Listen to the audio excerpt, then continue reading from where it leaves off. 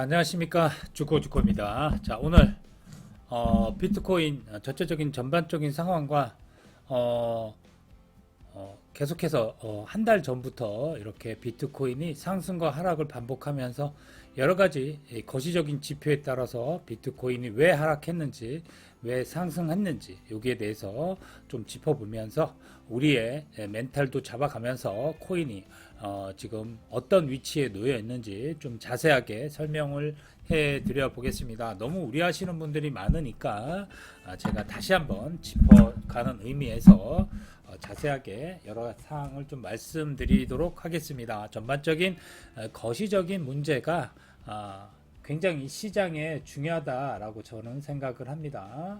그래서 비트코인 현물 ETF가 출시가 되고 나서 시장의 움직임은 거시적인 지표, 외적인 요소에 의해서 많은 부분 좌지우지하기 때문에 여기에 대해서 좀 자세한 내용도 설명을 드리도록 하겠습니다. 자, 비트코인 현물 ETF 출시되고 나서 줄곧 상승을 하다가 지금은 쭉 어때요? 하방 추세로 전환되다가 다시 여기 5월달 제가 항상 말씀드렸지만 5월에 상승 전환될 수 있는 턴하는 시기 지금 구간에 놓여져 있습니다. 자, 이렇게 해서 이렇게 올라가는 추세이기 때문에 비트코인이 약간의 흔들림이 있다 하더라도 우리 청자분들 너무 개의치 말라라는 말씀을 다시 한번 드리도록 하겠습니다. 자, 그리고 자, 비트코인이 그동안 이렇게 많이 하락한 부분 여러 가지 긴축에 대한 그런 제롬 파월 연준 의장 뭐 경제 지표 뭐 4월 CPI 굉장히 안 좋았죠. 그러므로 인해서 계속된 하락을 나타내다가 4월, 5월 접어들어서 또 FOMC 정례 회의에서 제롬 파월 연준 의장의 완화적인 그런 발언으로 인한 시장의 움직임이 턴할 수 있는 그런 상황을 만들어줬다. 그래서 정확하게 턴하는 시기가 5월 1일이었죠. 5월 1일 FOMC 정례 회의 끝난 후부터 추세가 상승을 했고요. 그런 요소를 좀 살펴본다면 미국의 비농업 부분 고용 지표를 우리가 또 들 수가 있겠죠. 자, 비농업 부분 고용 지표가 급격하게 175로 급격하게 줄어들면서 일단 고용에 대한 여러 가지 스탠스가 비상이 걸렸죠. 그래서 고용 지표가 급락함으로써 시장의 기대치 큰 폭으로 실업률도 떨어지고 고용 지표가 급격한 하락이 나오면서 투자 자산 즉 주식과 코인의 상승이 나왔다라고 볼 수 있습니다. 연준이 가장 중요하게 여기는 게 고용과 어때요? 물가죠. 자, 일단 고용 부분에서 비상이 걸렸기 때문에 일단 여러 가지 스탠스가 연준 같은 경우에는 완화적인 정책을 필 수밖에 없는 상황이고 이를 시장이 반영을 했다라고 생각을 하시면 될 것 같습니다. 자, 실업률은 3.8%에서 4%로 근접했고요. 자, 이번 5월 15일 CPI, 5월 15일 CPI가 지금 발표가 될 텐데요. 자, 5월 15일 CPI를 살펴본다면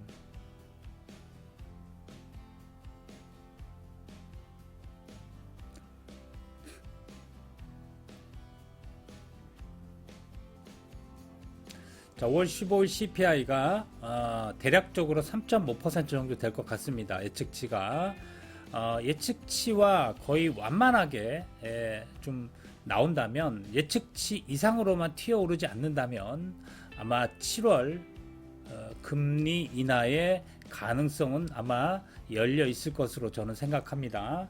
자, 중동의 지정학적 리스크 금리 인상에 대한 불확실성에 여러 가지 시장이 흔들렸지만 FOMC 발표 이후에 시장은 어느 정도 진정세를 되찾았다라고 생각이 됩니다. 자, 10년물 국채 금리를 보셔도 자, FOMC 정례 회의 이후에 계속적인 하락을 나타내고 있고요. 자, FOMC 정례 회의 이후에 계속적인 하락을 나타내면서 46, 47까지 올라갔던 금리가 다시 4.5로 4.7까지 올라갔던 금리가 4.5로 다시 하락하고 있는 모습이고요. 달러 또한 약세를 보이면서 여러 가지 투자 자산의 또 상승을 의미하는 그런 스탠스가 나오고 있습니다. 자, 국채 금리 하락과 달러 약세로 인한 비트코인 ETF로 다시 유입되고 있는 모습을 보여주고 있습니다. 7일간 여러 가지 스탠스, 뭐 중동 위기, 여러 가지 위기, 뭐 여러 가지 스탠스, 뭐 금리 인상에 대한 가능성, 물가 상승에 대한 여러 가지 우려, 불확실성으로 인한 7일간의 하락이 이제는 상승으로 전환이 되었습니다. 그래서 ETF로 유입되는 물량도 7일간의 종지부를 찍고 이제는 유입세로 전환되는 모습을 보이고 있고요. 그레이스케일의 유입세도 이제 80일간의 유출이 끝나고 이제 유입세로 전환되었다라고 보시면 될 것 같습니다. 자, 일단 굉장히 중요한 그런 말씀을 드릴 텐데요.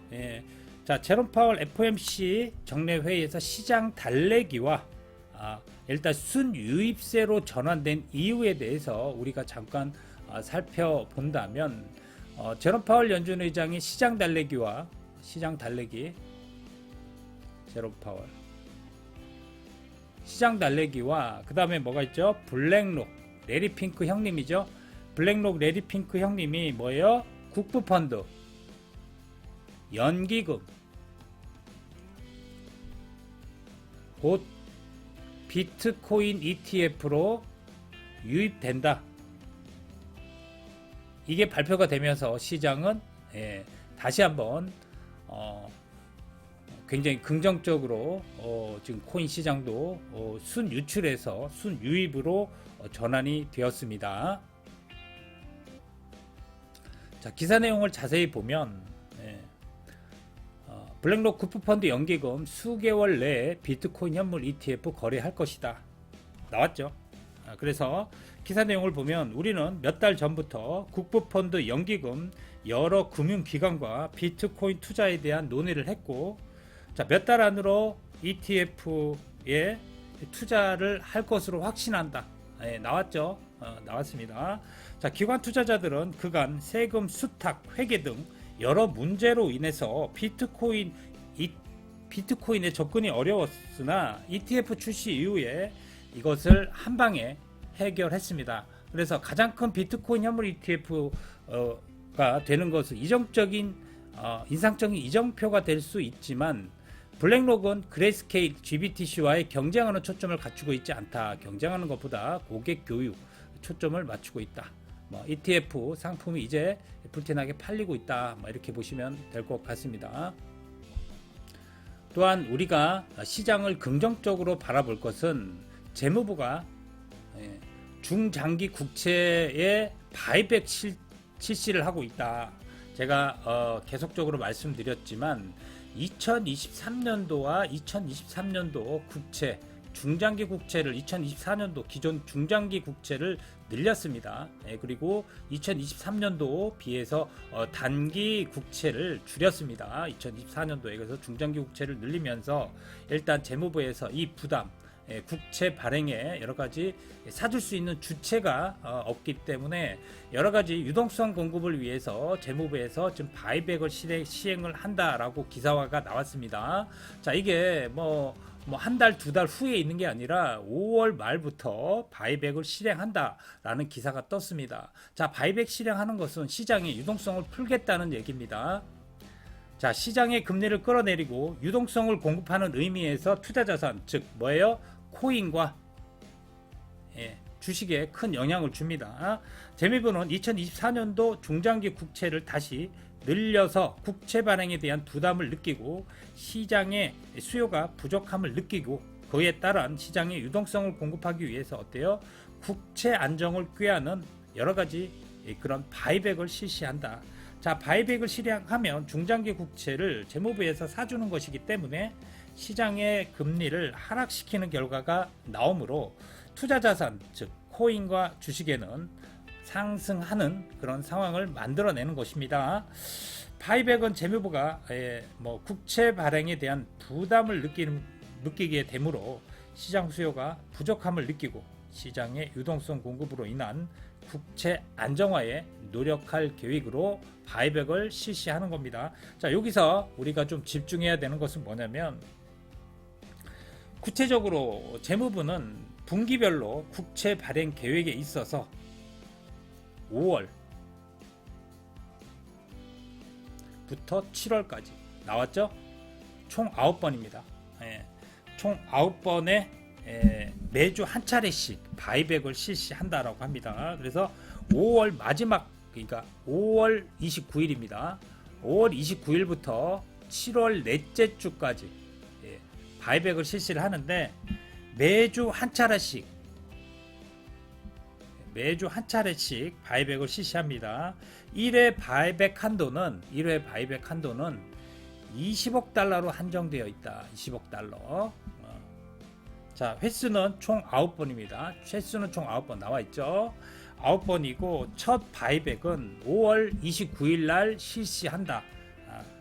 이렇게 나와 있기 때문에 우리 시청자분들 2분기와 3분기가 기대되는 게 뭐냐면, 다 왔죠. 2분기 때 어때요? 유동성을 재무부에서 공급한다. 유동성 공급은 뭐다? 투자 자산 상승을 의미한다. 지금 비트코인이 6만 달러 왔다 갔다 하지만, 비트코인 하락으로 말미암아 알트코인마저 하락하고 있지만, 지금 우리가 매수하고 있는 이런 코인들은 아무 의미 없습니다. 가지고 이 2분기, 3분기 때 큰 호재가 있습니다. 그리고 2분기 때 유동성을 공급하면서 5월 29일부터 7월 말까지 유동성을 공급한다라고 얘기했고요. 3분기 때 2배가량 2분기에 투입한 금액의 2배 정도를 더 투입한다고 합니다. 그렇기 때문에 2분기와 3분기는 아마도 유동성 공급에 있어서 자산을 끌어올리는 결과를 나타내기 때문에, 비트코인과 알트코인은 제가 말씀드렸듯이 5월을 턴하는 기점으로 6월, 7월, 8월, 9월, 10월, 2분기, 3분기, 4분기 이 시기는 어때요? 대상승 시기다. 다시 한번 말씀드립니다. 비트코인의 상승은 가장 큰 촉매제는 뭐예요? 유동성 공급입니다. 유동성 공급. 자, 재무부 바이백 일정 발표가 나왔습니다. 자, 총 7번, 7월까지 9번 하고 2분기 보다 3분기 때 더 큰 자금을 투입한다라고 얘기가 나왔습니다. 이거는 팩트이기 때문에 우리 시청자분들은 꼭 인지를 하셔야 된다라는 말씀을 다시 한번 드리고요. 항상 제가 말씀드렸지만 하루 이틀 올리고 내리고는 할 수 있습니다만, 이 추세가 상방으로 흐르는 추세를 거스르지는 못한다. 꼭 알아두시기 바랍니다. 그래서 가진 바와 지금 물린 상태라도 가지고 있는 자와 없는 자의 차이는 향후에 몇 달 후에는 큰 수익률로 바뀌게 된다. 수익률 차이가 날 수밖에 없다라는 걸 다시 한번 말씀을 드립니다. 자꾸 조바심 내지 마시고요. 계속해서 우리 동행하시는 분들 제가 상담을 하면서 여러 가지 조바심이 좀 나는 그런 분들이 계신데, 과거를 한번 되짚어 보십시오. 2023년도 어떤 스탠스, 어려운 시기에 어떻게 이겨왔는지를 꼭 기억해 주시기 바랍니다. 자, 이렇듯 재무부가 국채 발행을 함으로써 일단 유동성을 공급하면서 여러 가지 국채 시장의 안정화를 지금 위해서 노력을 하고 있고요. 자, 구체적으로는 미국 재무부가 국채 발행 계획에 5월 마지막 주부터 7월 넷째 주까지 매주 한 차례, 5월의 마지막 주부터 7월 마지막 주까지 매월 한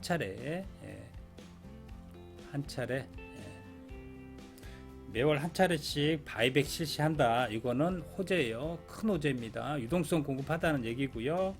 이거 팩트로 나왔죠. 그래서 1회 한도는 20억 달러 한정이고, 횟수는 총 9번. 그리고 첫 바이백은 5월 마지막 5월 29일 날 첫 바이백을 실시합니다. 그러면 5월 29일 날 많이 오를까요? 안 오를까요? 이거는 그냥 불보듯 뻔한 거예요. 그리고 이 재무부는 7월 넷째 주까지 유동성을 지원을 하고요. 3분기 때 이 유동성 지원한 것에 대해서 2배 정도 더 투입한다고 합니다. 재무부 같은 경우에는 1조 달러 가까운 그런 현금을 보유하고 있습니다. 3분기 때 앨런 장관은 적극적으로 유동성을 공급한다라고 발표를 했습니다. 자, 이것으로 바라봤을 때 우리 시청자분들은 5월, 6월, 7월, 8월 기대가 된다라고 아실 겁니다. 그래서 제가 항상 말씀드리듯이 이런 팩트에 근거해서 시장의 움직임은 이루어지고 있고요. 우리 시청자분들 뭐 하루 차트 보면서 오르고 내리고 의미 없습니다. 차트 분석은 기본적으로 지금 상태에서는 뭘 바라봐야 됩니까? 박스권에서 얼만큼의 그런 박스권 하단에서 얼마큼의 지지를 받고 또 반등하느냐가 중요한 거지. 지금 전체적으로 시장의 흐름은 하방에서 다시 상방으로 가는 요 지점에 놓여져 있다. 5월달 이렇게 보시면 될 것 같습니다. 자, 잠시 후에 라이브 방송으로 찾아뵙고요.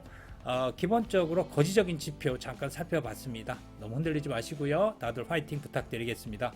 잠시 후에 9시 20분에 라이브 방송으로 찾아뵙도록 하겠습니다.